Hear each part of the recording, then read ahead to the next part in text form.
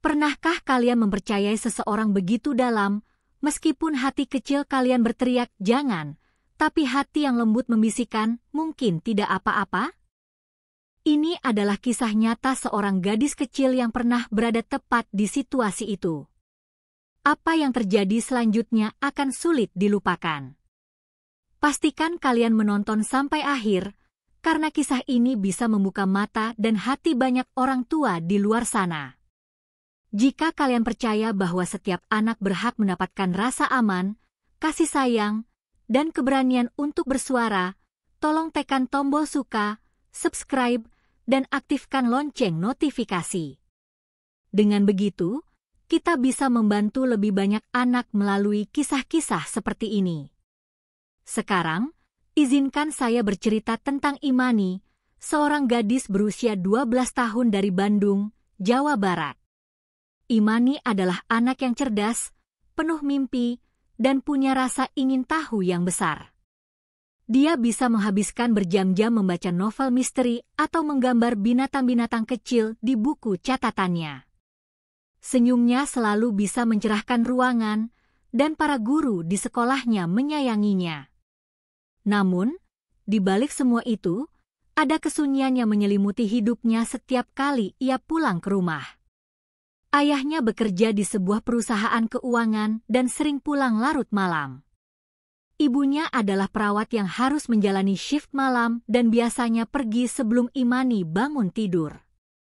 Hari demi hari, gadis kecil itu duduk sendirian di meja makan, mengerjakan PR, memanaskan sisa makanan, dan bertanya-tanya kapan ia bisa merasakan hangatnya sebuah percakapan keluarga lagi. Suatu malam, saat membantu ibunya menata belanjaan, Imani berkata pelan, "Ma, aku nggak suka sendirian terus. Kadang rasanya dinding-dinding rumah ini lebih berisik dari aku." Ibunya berhenti, menatap mata putrinya dengan sedih, lalu membelai rambutnya sambil berkata, "Mama tahu, sayang. Kami berusaha sekuat tenaga. Aku janji, kita akan cari solusi." Beberapa hari kemudian, ibunya datang dengan sebuah rencana yang menurutnya sempurna. Saat mereka duduk di ruang tamu sambil menyeruput coklat panas, sang ibu berkata, "Paman Asra akan pindah ke dekat sini. Dia setuju untuk menemanimu setiap sore sampai mama atau papa pulang. Bukankah itu menyenangkan?" Mata Imani berbinar. Paman Asra, kakak laki-laki ibunya, selalu dikenal sebagai paman yang menyenangkan di acara keluarga. Dia tak pernah lupa ulang tahun Imani dan sering bercerita tentang petualangannya sebagai fotografer lepas. Hari Senin itu, ketika Asra datang membawa tas penuh permainan papan dan 2 potong besar kukis coklat, senyum Imani mengembang lebar. Akhirnya, rumahnya tidak lagi terasa kosong. Hari-hari berikutnya terasa menyenangkan. Azra membantu Imani mengerjakan PR, bercerita tentang perjalanan jauh, bahkan mengajarinya cara menggunakan kamera. "Kamu anak yang istimewa, Imani," katanya suatu sore sambil menyerahkan foto dirinya dengan bunga matahari di telinga. "Suatu hari nanti, kamu akan jadi gadis yang kuat. Aku yakin itu." Untuk pertama kalinya setelah sekian lama, Imani merasa benar-benar diperhatikan. Rumah yang sebelumnya sunyi kini penuh tawa dan cerita. Ia menantikan sore hari karena tahu akan ada seseorang yang menemaninya. Namun, seringkali rasa nyaman bisa menjadi topeng dari sesuatu yang tidak beres. Awalnya tak ada hal mencurigakan. Tapi perlahan-lahan, ada hal-hal kecil yang mulai berubah. Azra berdiri lebih lama di lorong setelah mengucapkan selamat malam, menyibakkan rambut Imani dengan gerakan yang terasa aneh, atau menanyakan pertanyaan-pertanyaan yang membingungkan. Suatu sore, dengan nada bercanda tapi tatapan yang sulit dibaca, ia bertanya, "Teman-temanmu di sekolah suka cerita rahasia sama kamu?"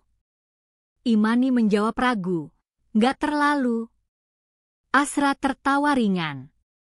"Kalau kamu punya rahasia suatu hari nanti, kamu bisa cerita sama pamannya. Aku nggak akan bilang siapa-siapa, bahkan mama sekalipun. Kata-kata itu menggantung di udara, berat dan dingin. Beberapa permainan yang ia bawa pun mulai terasa aneh. Kadang-kadang, tantangan foto yang ia berikan membuat Imani tidak nyaman, dan pujiannya menjadi terlalu pribadi. Suatu malam, saat ia menaruh tangannya di pundak Imani terlalu lama, perasaan aneh merayap di perut gadis kecil itu. Tapi ia tak tahu harus berkata apa. Dia kan keluarga, gumamnya dalam hati. Paman gak mungkin jahat. Mungkin aku cuma berlebihan. Tapi hati kecilnya mulai berbisik, ada sesuatu yang salah. Hari-hari berikutnya terasa semakin membingungkan bagi Imani. Di satu sisi, ia senang karena rumahnya tidak lagi sunyi. Tapi di sisi lain, ada sesuatu yang terasa janggal setiap kali Paman Asra menatapnya terlalu lama atau menyentuhnya dengan cara yang tidak nyaman. Namun, ia terus meyakinkan dirinya bahwa itu hanyalah imajinasi. Suatu sore hujan turun deras di Bandung. Asra datang membawa sebuah kotak kayu kecil yang terlihat tua. Senyumnya terlihat biasa saja, namun ada kilatan aneh di matanya. Imani, Paman mau kasih kamu sesuatu yang spesial, katanya sambil meletakkan kotak itu di meja. Tapi ini rahasia kita berdua, jangan bilang mama atau papa ya. Hati Imani berdegup kencang. Ia membuka kotak itu dengan rasa ingin tahu bercampur takut. Di dalamnya ada beberapa foto aneh, benda-benda asing, dan sebuah surat dari seseorang bernama Mara yang menulis bahwa ia tidak ingin lagi menjadi bagian dari proyek milik Asra. Jantung Imani serasa berhenti. Ini bukan permainan, pikirnya.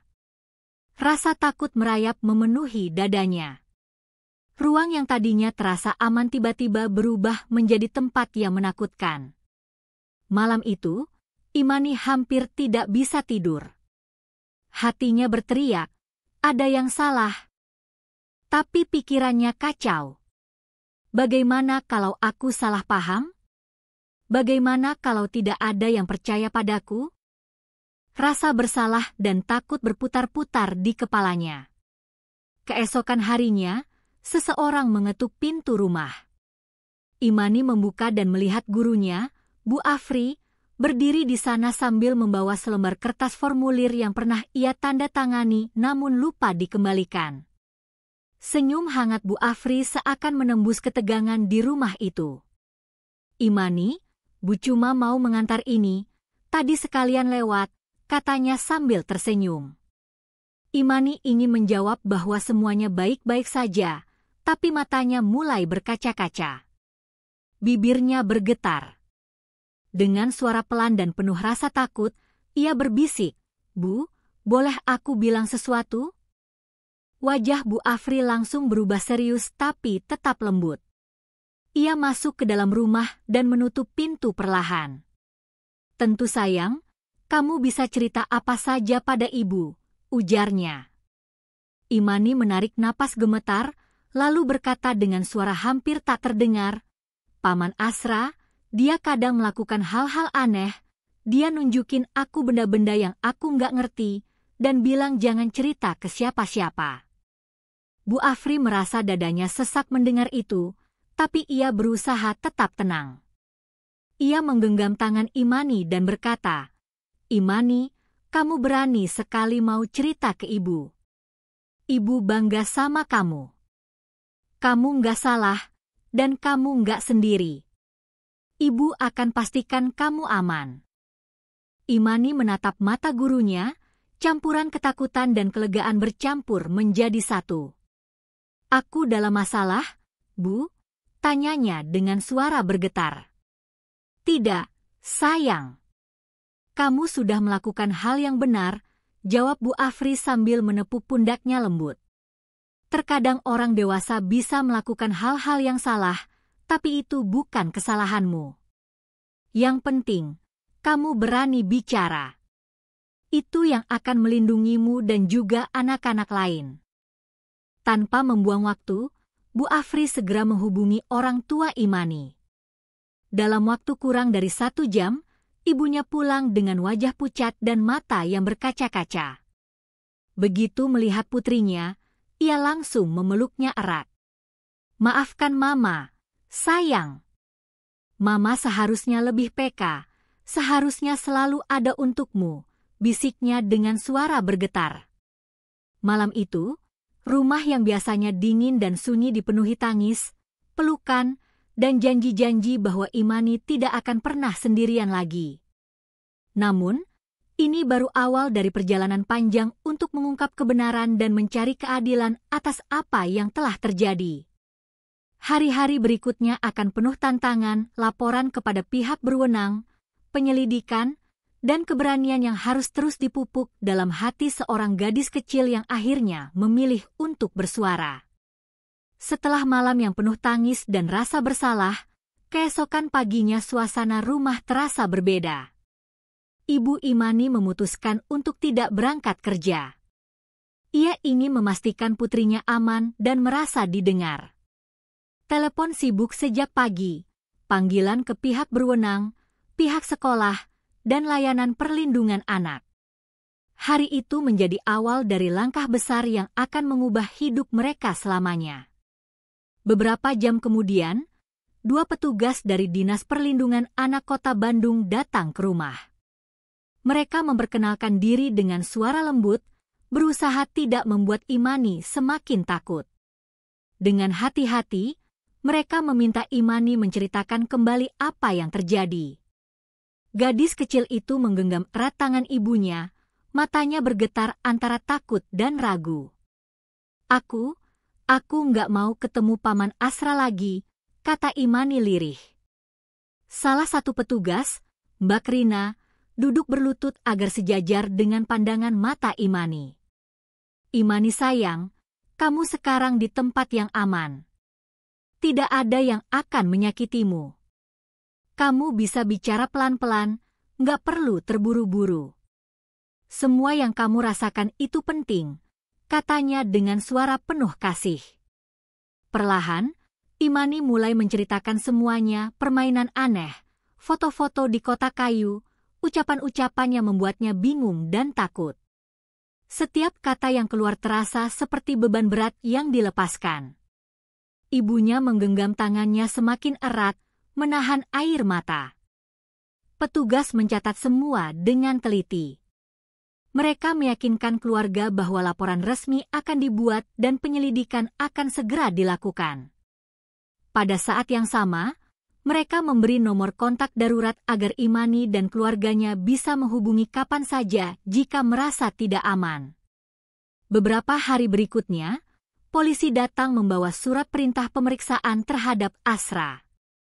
Ketika berita ini menyebar di antara keluarga besar, ada yang terkejut, ada yang tak percaya. Namun, bukti yang ditemukan, termasuk isi kotak kayu dan surat dari Mara, mulai membenarkan kata-kata Imani. Perlahan-lahan, kebenaran muncul ke permukaan. Sementara itu, di rumah, suasana mulai berubah. Ibu Imani mengambil cuti panjang dari pekerjaannya. Pagi-pagi kini diisi dengan sarapan bersama, obrolan ringan, dan pelukan hangat yang dulu jarang ada. Setiap malam, sebelum tidur, ibunya duduk di tepi ranjang, mengusap rambut Imani dan berkata, "Kamu aman sekarang, Nak. Mama di sini. Kamu nggak sendirian lagi." Tapi meskipun kehangatan itu mulai kembali, luka di hati Imani tidak bisa hilang begitu saja. Ada malam-malam di mana ia terbangun dari mimpi buruk, tubuhnya gemetar, keringat dingin mengalir di keningnya. Ibunya selalu sigap memeluknya erat, membisikkan kata-kata menenangkan hingga akhirnya Imani kembali tertidur. Setelah beberapa hari, mereka mulai menjalani konseling keluarga di sebuah pusat rehabilitasi anak di Bandung. Awalnya, Imani duduk diam, menunduk, tak mampu berkata apa-apa. Tapi sedikit demi sedikit, dengan bantuan psikolog anak, ia mulai berani mengungkapkan perasaannya. Aku takut, aku bingung, aku kira paman sayang sama aku, ucapnya dengan suara bergetar. Psikolog itu menatapnya lembut. Imani, kamu sama sekali tidak salah. Orang dewasa yang seharusnya menjaga justru melanggar kepercayaanmu. Kamu berhak merasa marah, takut, dan sedih. Dan kamu berhak untuk sembuh. Kalimat itu menjadi pijakan pertama bagi Imani untuk mulai memahami bahwa kesalahannya bukan pada dirinya. Proses penyembuhan baru saja dimulai, tetapi setidaknya sekarang ada jalan yang bisa ia tempuh bersama ibunya.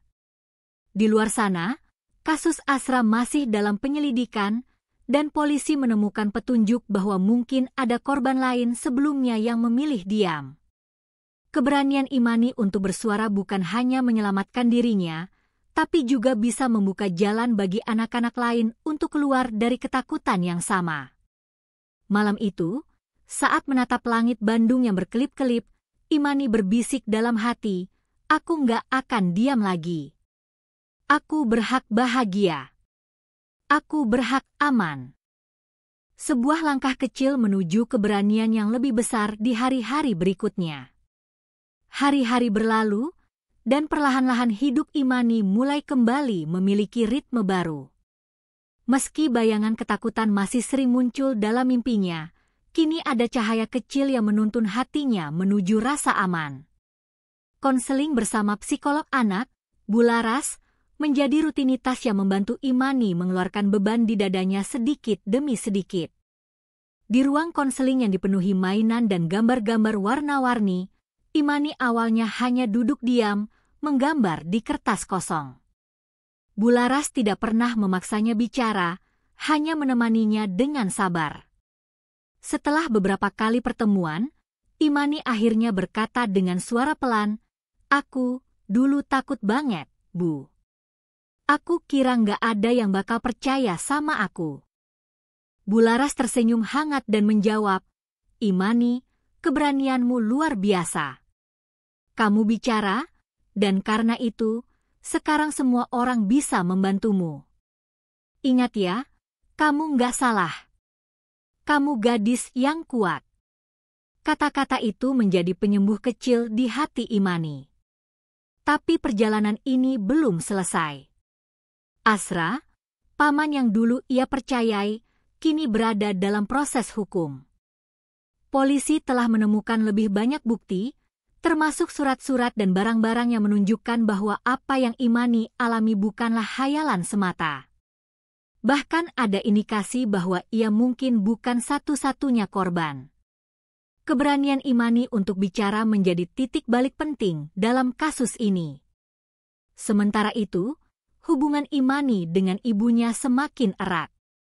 Setiap pagi kini dimulai dengan sarapan bersama, diiringi obrolan ringan tentang sekolah, buku-buku yang disukai Imani, dan cita-citanya di masa depan. Aku pengen jadi penulis suatu hari nanti, Ma, kata Imani suatu pagi sambil tersenyum malu-malu. Ibunya tersenyum sambil membelai rambutnya. Mama yakin kamu bisa, sayang. Kamu punya suara yang penting, dan dunia perlu mendengarnya. Namun, meski ada kehangatan di rumah, masih ada luka yang tak kasat mata. Malam-malam tertentu Imani terbangun dengan napas terengah, keringat dingin membasahi keningnya, mimpi buruk tentang tatapan mata Asra atau suara-suara yang membuatnya cemas kembali menghantuinya. Ibunya selalu ada, memeluknya erat sambil berbisik, kamu aman, nak. Mama di sini. Sekolah juga mulai menjadi tempat yang sedikit lebih nyaman.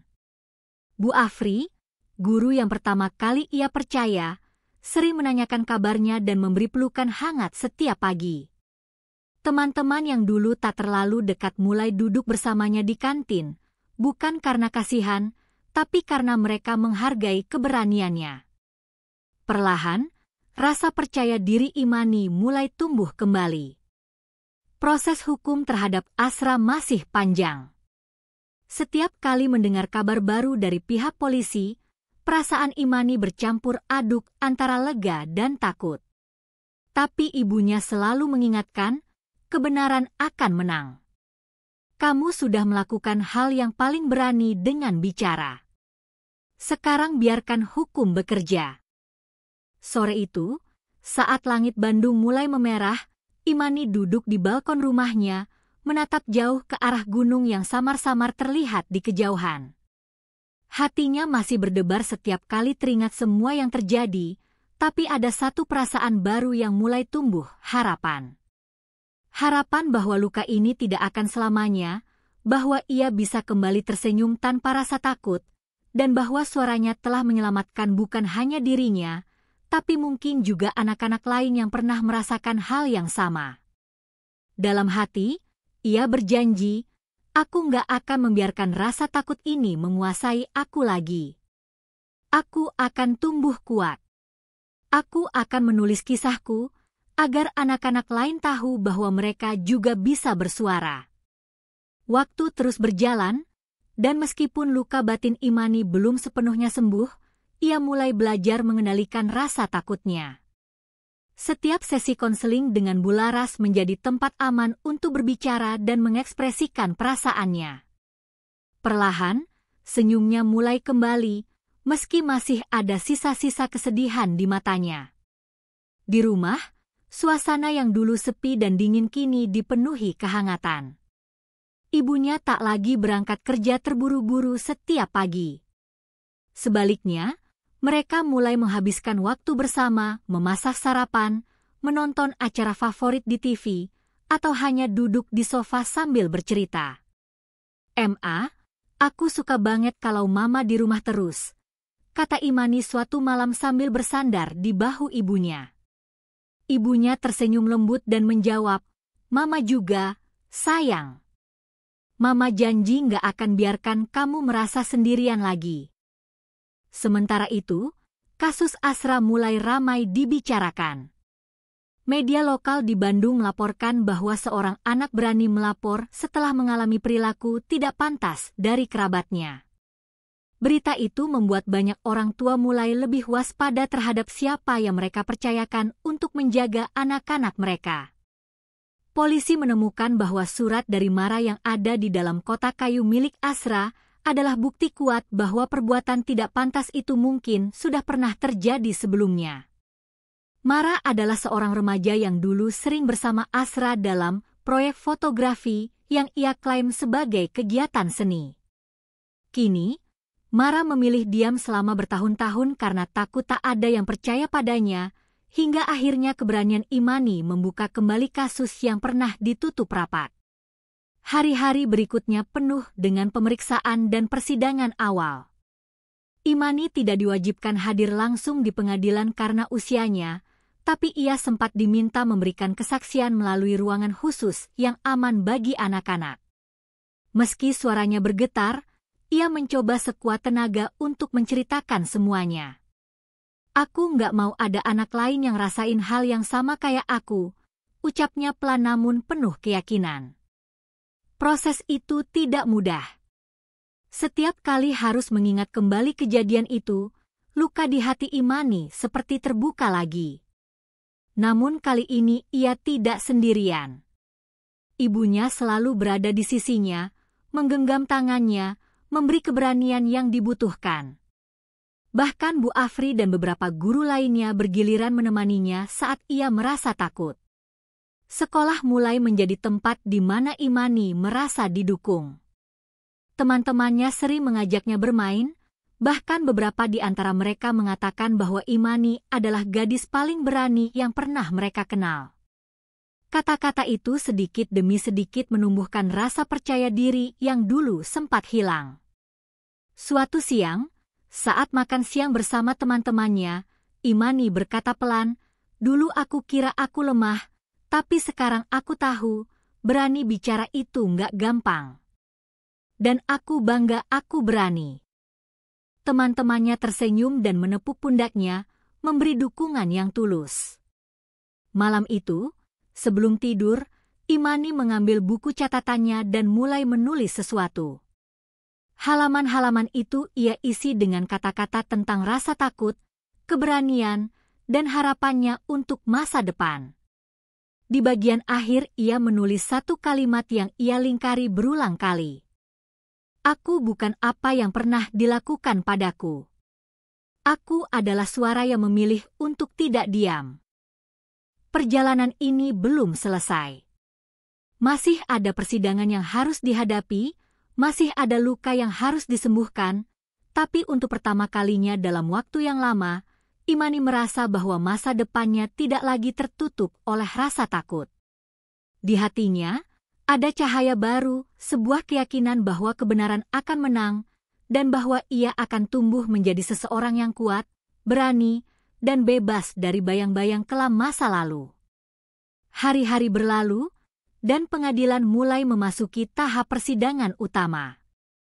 Kasus Azra menjadi sorotan publik, banyak yang terkejut bahwa seseorang yang dikenal ramah di lingkungan keluarga bisa menyimpan sisi gelap seperti itu.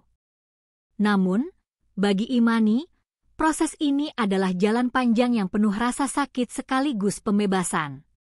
Setiap pagi sebelum berangkat ke sekolah, ibunya selalu berlutut, menatap mata Imani dan berkata, "Kamu berani, Nak. Ingat, kebenaran selalu menang." Kata-kata itu menjadi kekuatan bagi Imani untuk menghadapi hari-harinya. Di pusat konseling, Bularas mulai mengajak Imani melakukan terapi menulis. Ia diminta menuliskan semua yang pernah ia rasakan, ketakutan, rasa bersalah, amarah, hingga harapan. Pada awalnya, tangannya bergetar setiap kali mencoba menulis kata-kata itu, seolah kenangan buruk masih mengikatnya kuat. Namun, sedikit demi sedikit, setiap kalimat yang ia tulis terasa seperti melepaskan beban yang selama ini ia pendam. Suatu sore, Imani membaca salah satu tulisannya di hadapan Bularas dan ibunya. Suaranya lirih namun jelas. "Aku pernah takut.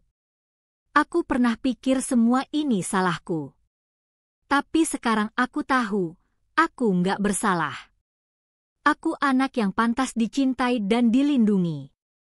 Air mata mengalir di pipi ibunya. Bularas tersenyum hangat sambil berkata, "Itu kata-kata paling berani yang pernah ibu dengar, Imani." Di sekolah, hubungan Imani dengan teman-temannya semakin membaik. Beberapa anak yang dulu hanya mengenalnya sekilas kini sering mengajaknya bermain. Bahkan ada teman baru, Sinta, yang suatu hari berbisik kepadanya, "Aku kagum sama kamu. Kalau aku ada di posisimu, aku nggak tahu apakah aku bisa seberani itu." Imani tersenyum malu-malu, tapi dalam hatinya ada rasa bangga yang perlahan tumbuh. Sementara itu, penyelidikan polisi menemukan lebih banyak bukti yang memberatkan Azra, termasuk kesaksian Mara yang akhirnya berani bicara setelah mendengar keberanian Imani. Berita ini menjadi titik balik besar dalam kasus tersebut. Media melaporkan bahwa korban lain mungkin bisa muncul karena keberanian satu anak kecil yang tidak lagi memilih diam. Namun, meski semua berjalan ke arah yang benar, trauma yang Imani rasakan tidak hilang begitu saja. Ada malam-malam ketika ia terbangun ketakutan, teringat kembali tatapan dan kata-kata Azra. Di saat-saat itu, ibunya selalu hadir, memeluknya erat dan berkata, "Kamu sekarang aman, sayang. Mama nggak akan biarkan siapapun menyakitimu lagi." Di tengah semua itu, Imani mulai menemukan kekuatan dalam kata-kata. Setiap malam ia menulis di buku hariannya, bukan lagi hanya tentang rasa takut, tapi juga tentang impiannya. "Suatu hari nanti, aku ingin menulis buku tentang anak-anak yang berani bicara. Aku ingin orang-orang tahu bahwa suara mereka bisa mengubah segalanya." Hari Sabtu itu, saat langit Bandung mendung, Imani dan ibunya duduk di teras rumah sambil minum teh hangat. Imani menatap ibunya dan berkata pelan, "Ma, terima kasih sudah percaya sama aku." Ibunya terdiam sejenak, lalu memeluk putrinya erat. "Kamu nggak pernah sendirian lagi, Imani. Mama janji akan selalu mendengarkanmu. Di dalam hati, Imani tahu perjalanan ini masih panjang. Tapi kini ia tidak lagi merasa seperti anak kecil yang tak berdaya. Ia adalah seorang penyintas, seorang gadis yang memilih untuk bersuara meski suaranya bergetar, dan keberaniannya mulai menyebar seperti riak kecil yang suatu hari akan mengubah banyak hal. Waktu terus berlalu, dan proses persidangan Asra mulai mendekati tahap akhir. Berita tentang kasus ini semakin luas terdengar di Bandung, bahkan sampai ke kota-kota lain di Jawa Barat. Banyak orang tua mulai membuka mata, menyadari bahwa kejahatan tidak selalu datang dari orang asing. Terkadang ia bersembunyi di balik wajah yang dipercaya keluarga. Imani, meski masih muda, mulai menyadari dampak keberaniannya. Suatu pagi di sekolah, Bu Afri menghampirinya dan berkata, "Imani, kamu tahu nggak? Karena keberanianmu, ada 2 anak lain yang akhirnya berani bicara. Mereka juga dulu takut, tapi mendengar kisahmu membuat mereka merasa nggak sendirian." Mata Imani membesar. Ada perasaan campur aduk di dadanya, haru, bangga, tapi juga sedih karena tahu ada anak-anak lain yang mengalami hal serupa. "Kalau begitu, semua yang aku lakukan nggak sia-sia, ya Bu?" "Tidak sama sekali, sayang," jawab Bu Afri sambil tersenyum lembut. "Kamu jadi pahlawan kecil buat mereka." Hari itu, Imani pulang sekolah dengan langkah yang sedikit lebih ringan. Di rumah, ia menceritakan kabar itu kepada ibunya yang langsung memeluknya erat. "Kamu hebat, Nak.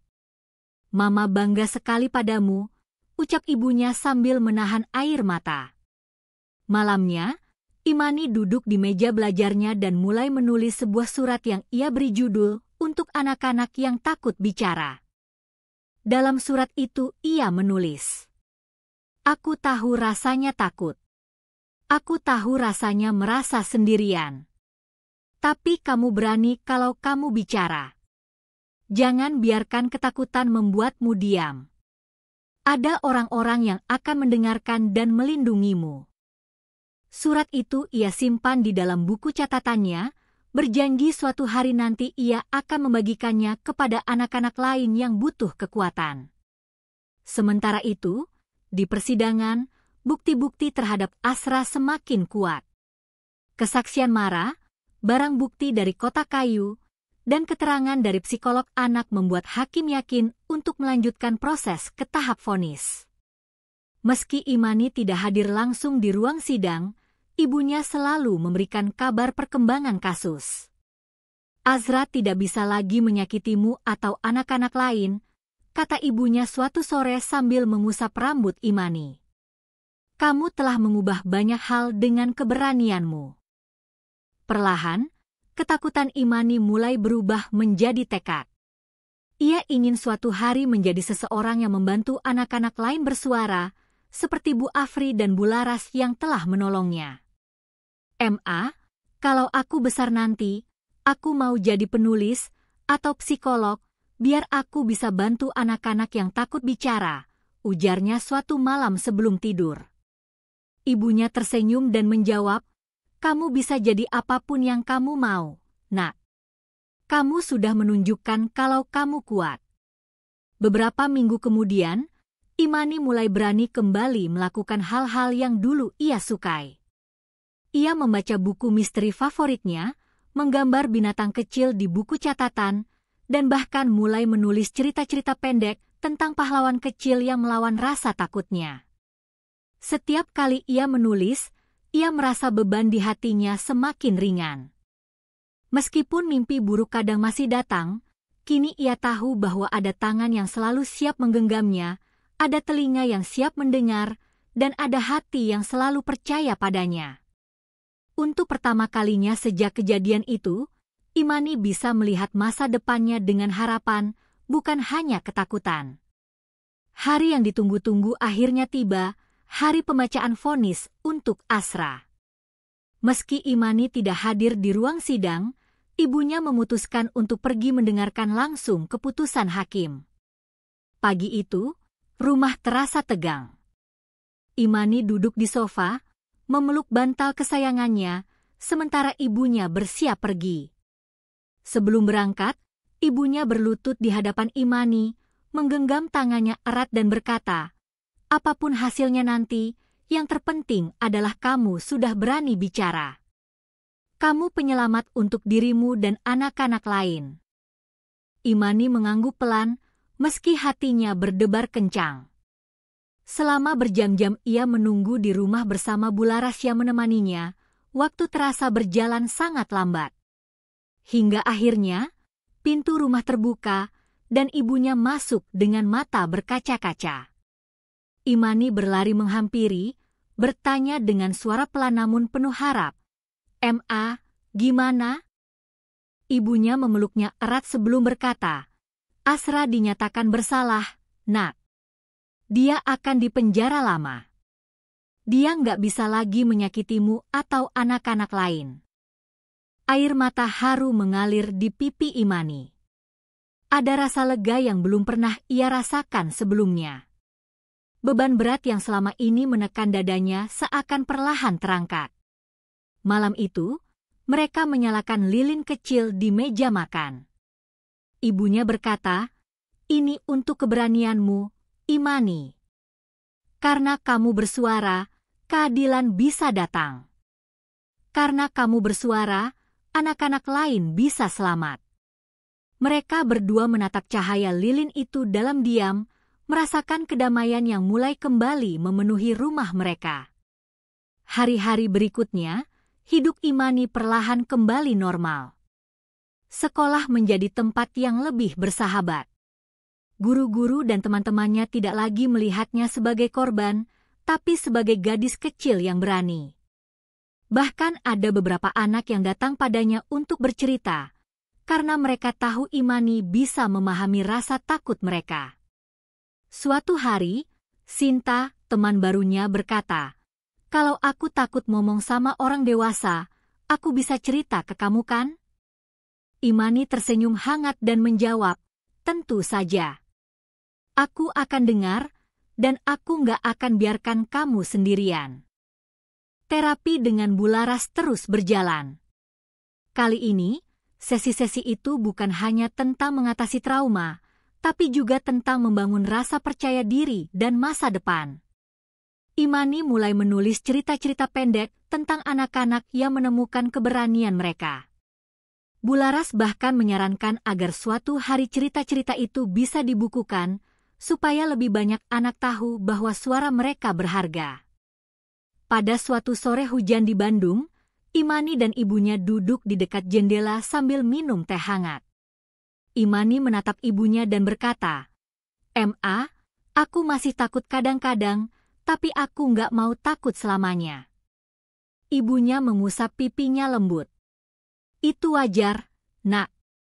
Yang penting, kamu sudah buktikan kalau kamu bisa melawan rasa takutmu. Mama percaya kamu akan tumbuh jadi gadis yang luar biasa kuat." Malam itu sebelum tidur, Imani membuka buku catatannya dan menulis sebuah kalimat besar di halaman terakhir. "Aku bukan lagi anak yang hanya diam. Aku anak yang memilih untuk bersuara. Dan suaraku bisa menyelamatkan banyak hati yang terluka." Dengan menutup buku itu, ia merasa siap menyambut hari esok, hari-hari baru yang dipenuhi harapan, cinta, dan kekuatan yang ia temukan sendiri di tengah gelapnya masa lalu. Beberapa bulan setelah vonis Asra dibacakan, hidup Imani dan ibunya perlahan mulai menemukan kedamaian. Meski luka itu tidak bisa sepenuhnya hilang, waktu dan cinta yang tulus mulai menyembuhkan hati mereka. Rumah yang dulu sunyi dan dingin kini dipenuhi tawa, pelukan hangat, dan janji bahwa tidak akan ada lagi rahasia yang disimpan dalam ketakutan. Suatu pagi cerah, Imani duduk di teras rumahnya sambil menulis di buku catatan kesayangannya. Ia menatap langit Bandung yang biru, merasakan angin lembut menyentuh wajahnya. Kata-kata mengalir di kertas, menceritakan perjalanan panjangnya dari rasa takut yang membelenggu, keberanian untuk bicara, hingga cahaya harapan yang akhirnya datang. Ia menulis, "Aku bukan hanya seorang korban. Aku adalah penyintas. Aku gadis kecil yang berani menantang ketakutan, dan suaraku telah mengubah banyak hal." Beberapa minggu kemudian, sekolah mengadakan acara Hari Keberanian. Guru-guru mengundang seorang pembicara untuk memberi semangat kepada murid-murid agar selalu berani bicara jika merasa tidak aman. Tanpa disangka, Bu Afri meminta Imani untuk berbagi sedikit cerita. Meski awalnya gugup, Imani maju ke depan kelas dengan tangan bergetar, lalu berkata dengan suara pelan namun tegas, "Dulu aku takut. Aku pikir nggak ada yang akan percaya padaku. Tapi ternyata, selalu ada orang yang mau mendengar. Kalau kalian pernah merasa ada yang salah, jangan diam. Bicara. Suara kalian berharga." Ruangan yang tadinya ramai menjadi hening, semua mata tertuju padanya dengan rasa kagum. Setelah selesai, tepuk tangan bergema di seluruh kelas. Imani tersenyum untuk pertama kalinya tanpa rasa takut di dadanya. Beberapa hari setelah acara itu, seorang anak kecil menghampirinya di halaman sekolah. Dengan suara pelan, anak itu berkata, "Makasih, Imani. Kamu bikin aku berani cerita ke guruku tentang sesuatu yang aku takut bilang." Imani menatapnya dengan mata berkaca-kaca, menyadari bahwa keberaniannya kini menjadi pelita bagi anak-anak lain. Di rumah, ibunya menyimpan sebuah kotak kayu baru, bukan kotak penuh rahasia gelap, tapi kotak berisi tulisan-tulisan Imani, gambar-gambar kecilnya, dan catatan penuh mimpi. Suatu malam, ibunya berkata, "Kotak ini bukan lagi tempat rahasia menyakitkan. Ini kotak keberanianmu, Nak. Bukti bahwa kamu lebih kuat dari yang kamu kira." Tahun-tahun berlalu, dan Imani tumbuh menjadi remaja yang penuh semangat dan tekad. Ia mulai menulis cerita pendek yang dikirimkan ke majalah anak-anak, semua bertema keberanian dan pentingnya berbicara. Banyak anak yang membaca tulisannya merasa terinspirasi, merasakan bahwa mereka tidak sendirian dalam ketakutan mereka. Pada ulang tahunnya yang ke-15, Imani meniup lilin dan membuat satu permohonan. Semoga tidak ada lagi anak yang harus diam karena takut. Ibunya memeluknya erat, dengan bangga melihat betapa jauh perjalanan putrinya telah membawa mereka berdua. Imani tahu bahwa kenangan buruk itu tidak akan pernah benar-benar hilang. Tapi ia juga tahu bahwa kisahnya tidak berhenti di titik gelap itu. Ia telah mengubahnya menjadi kekuatan, menjadi suara yang bergema, menyebarkan pesan kepada dunia bahwa keberanian satu anak bisa menyelamatkan banyak nyawa kecil lainnya. Dan malam itu, saat menatap langit penuh bintang, Imani berbisik pada dirinya sendiri, "Aku bukan apa yang pernah dilakukan padaku. Aku adalah apa yang kupilih untuk menjadi berani, kuat, dan bebas."